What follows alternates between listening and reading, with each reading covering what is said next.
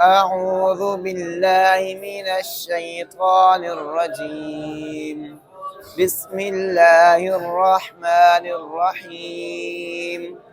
ويسألونك عن الروح، قل الروح من أمر ربي وما أوتيتم من العلم إلا قليلا، ولئن شئنا لنذهبن بالذي أوحينا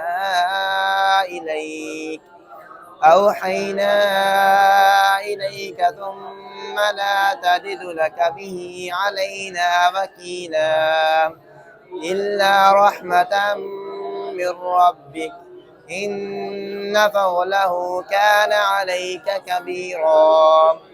قل لئن اجتمعت الإنس والجن على أن يأتوا بمثل هذا القرآن لا يأتون بمثله ولو كان بعضهم لبعض ظهيرا.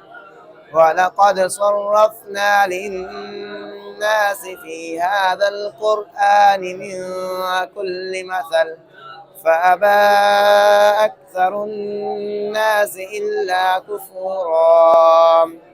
وقالوا لن نؤمن لك حتى تفجر لنا من الأرض ينبوعا، أو تكون لك جنة من نخيل وعنب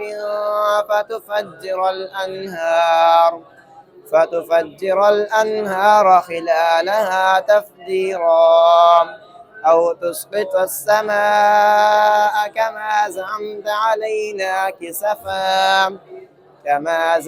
علينا كسفا أو تأتي بالله والملائكة قبيلا، أو يكون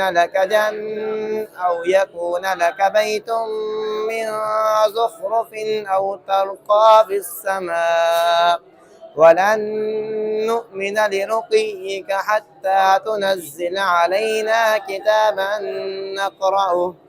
قل سبحان ربي هل كنت إلا بشرا رسولا.